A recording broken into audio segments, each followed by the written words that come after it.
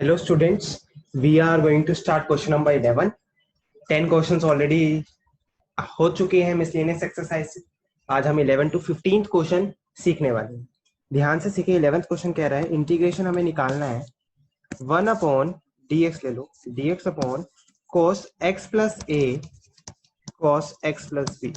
ये same question हम कर चुके हैं एक्सरसाइज 7.3 का क्वेश्चन 22, बट वहाँ x माइनस ए और x माइनस बी, राइट। तो जो हमने किया था हम करेंगे वही चीज यहाँ पे भी। हम फर्स्ट स्टेप हमने किया था divide numerator and denominator by sine A minus B. हम डिवाइड करेंगे साइन ए माइनस बी से ऊपर और बाहर नीचे भी, क्योंकि एक साइड तो हम कभी भी नहीं कर सकते, हमें हमेशा दोनों साइड ही करना होता है। सो मैंने इसको दोनों साइड डिवाइड कर दी। नेक्स्ट स्टेप ध्यान से देखेंगे क्या बनेगा, राइट। इसके डिवाइड करने के बाद सबको पता है कि अगर जिसको वो क्वेश्चन याद होगा, राइट, 7.3 का क्वेश्चन 22, जिसको नहीं आता वो जरूर देखे, अलग से बना रखा था मैंने उसकी वीडियो। सो इधर तुम क्या करोगे, ऊपर वाले स्टेप में प्लस एक्स माइनस एक्स, और एक पेयर बनेगा एक्स प्लस ए, एक बनेगा एक्स प्लस बी। एक बन जाएगा प्लस एक्स माइनस एक्स, जब करोगे तो एक पेयर प्लस एक्स ए के साथ बनेगा और एक बी के साथ बनेगा, और माइनस कॉमन लेंगे तो तभी तो माइनस एक्स आएगा। हमने प्लस माइनस तभी तो किया है, समझ पा रहे हो। ये माइनस एक्स है और ये एक्स, तभी तो कटेगा। अल्टीमेट हमें ये लेना है, हम तो प्लस से माइनस कर रहे हैं। अपॉन कॉस एक्स प्लस ए कॉस एक्स प्लस बी, बाहर वाला चीज सेम है, राइट। अब देखें, अब इस स्टेप के बाद क्या किया था, अगर याद हो तो इसको पहले एक ब्रैकेट ले लेता हूँ, राइट। ऊपर आइडेंटिटी लगाएंगे साइन ए माइनस बी की, that is sine A cos B minus sine B cos ए।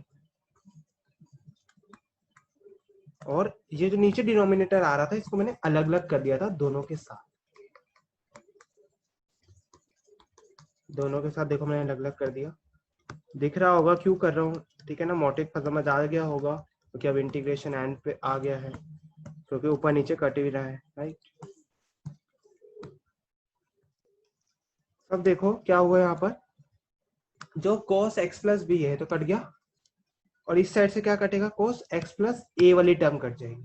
तो मेरा बचेगा क्या, फर्स्ट ब्रैकेट में देखो साइन एक्स प्लस ए अपॉन कोस एक्स प्लस ए, क्या होता है tan x प्लस ए, और ये क्या हो जाएगा साइन अपॉन कोस, ये tan x प्लस बी।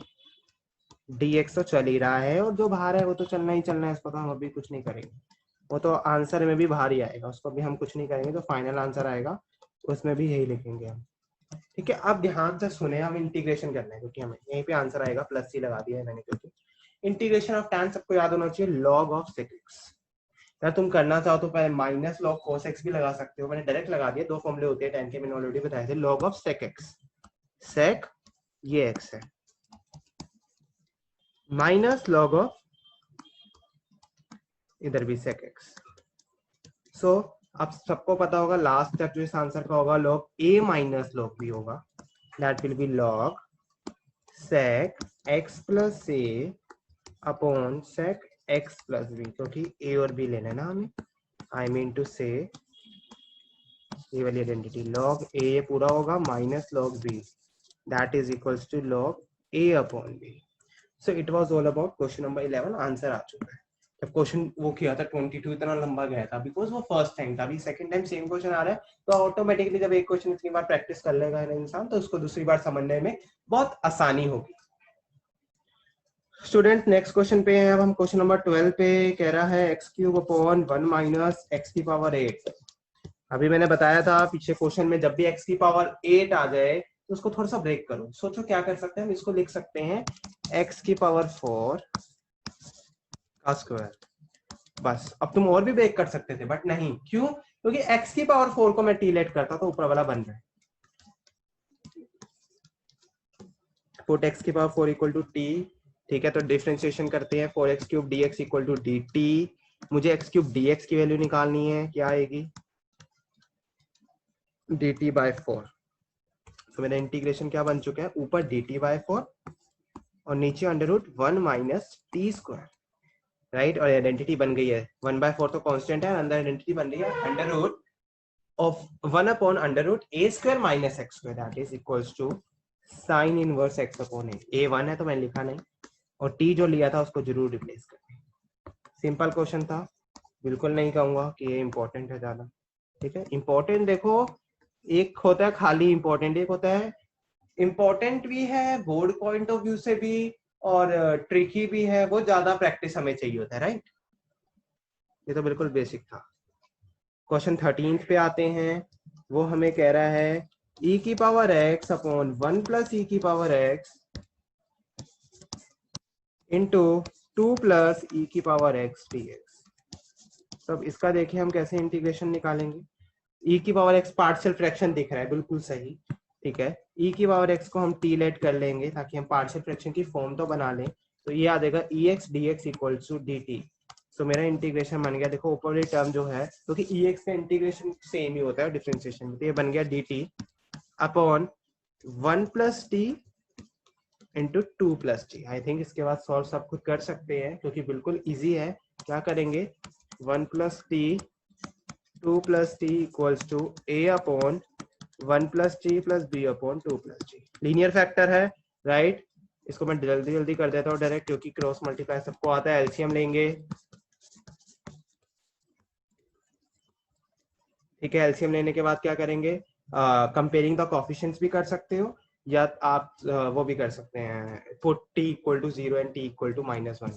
जैसे मैं यहाँ पे t क्या क्या पुट करूंगा, एक तो -1 पुट करूंगा and put t equals to, इसकी वजह से इसका रूट निकालेंगे तो -2 पुट करेंगे, राइट।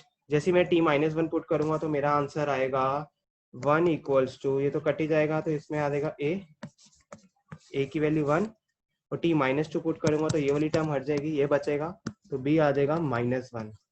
और अल्टीमेट मुझे कहाँ पुट करना होता है इसको, इस वाले स्टेप पे, टू फाइंड द इंटीग्रेशन। तो मेरा इंटीग्रेशन आ गया dt अपॉन 1 प्लस टी, क्योंकि 1 था a की वैल्यू एंड b की वैल्यू थी -1, तो मैंने लिखा -1 dt अपॉन t प्लस 2। बस खत्म क्वेश्चन। ये आ गया log 1 plus T minus log t plus 2 plus c, and it is log a minus log b, तो जरूर इसको हम लिखेंगे log a plus B upon, मतलब log a upon b, log a minus log b is log a upon b। t की value क्या let करी थी, e की पावर x, तो लास्ट में जरूर रिप्लेस कर देना, ठीक है। थोड़ा इसको फॉर्मेटिंग करना चाहो तो जरूर कर सकते हो सब, इसको formatting in the sense e की पावर x आ गया जब। This is my final answer for question number 13th।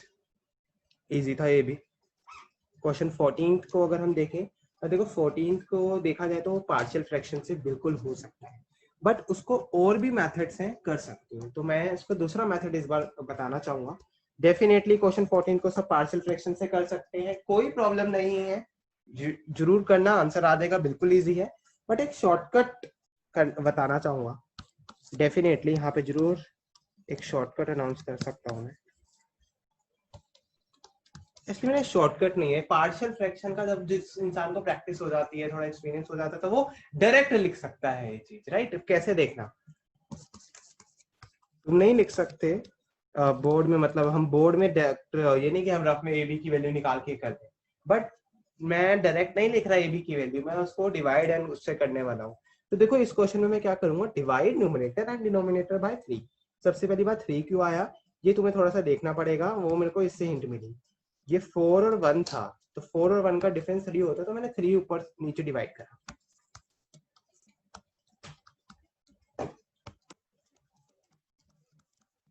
ये था फर्स्ट। इसके बाद देखो 1/3 ऐसे रहेगा।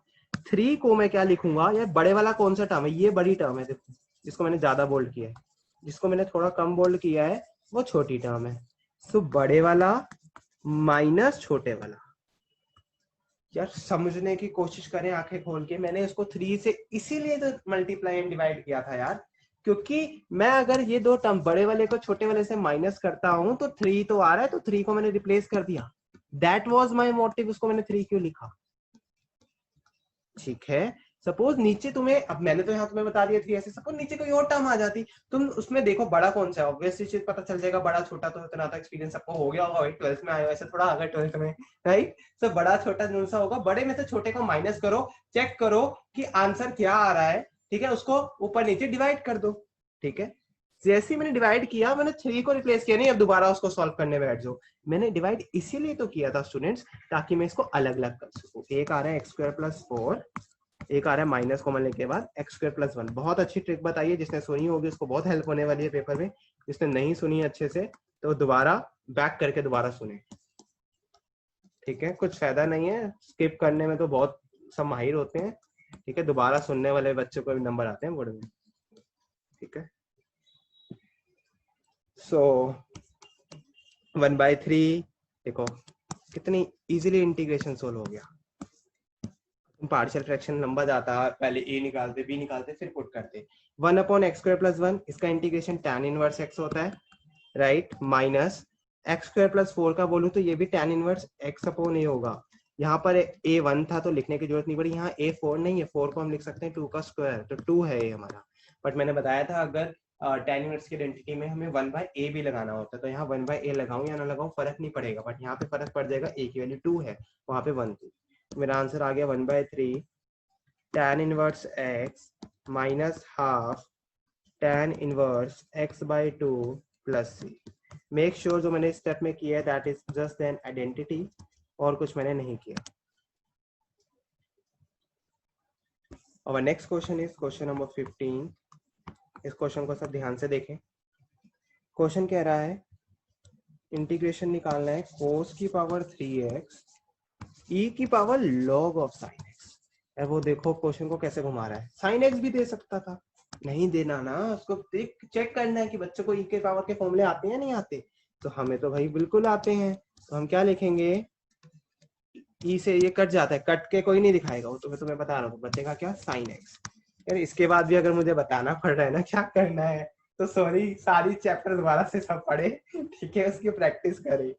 sin x को t लेट कर लो, cos x dx equal to dt आ जाएगा, ठीक है, इससे बढ़िया क्वेश्चन क्या हो सकता है, ठीक है। और cos x dx, cos x को t लेट कर लो, उससे आ जाएगा minus sin x dx equals to dt, ठीक है। एक बार जब मैंने ये क्वेश्चन कराया था तो एक स्टूडेंट मेरे से पूछ भी रहा था कि दोनों में से हमें कैसे पता चलेगा कौन सा करना है, राइट। सो खुद एक बार सोचो, एक सेकंड के लिए पॉज करके सोचो कि कौन से वाला बेटर है लेना।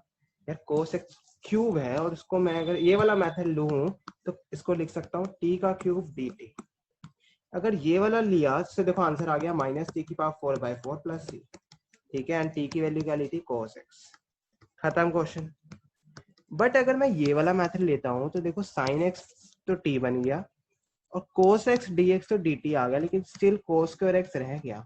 अब cos स्क्वायर x को तुम लिखोगे 1 minus sine square, it is 1 minus t square, don't you think ये लंबा जाएगा।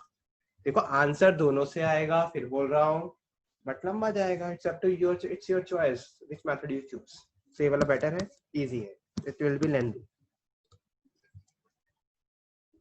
राइट। सो यहाँ तक हम क्वेश्चन नंबर 15 कर चुके हैं। सो आज का ये टारगेट था हमारा कि क्वेश्चन 11 से 15 करने हैं। नेक्स्ट लेक्चर में जो हम करने वाले हैं 16 to 20 तक हम जरूर कर लेंगे, कोशिश करेंगे 20 to 23 तक अगर हो पाए। So that's all about today.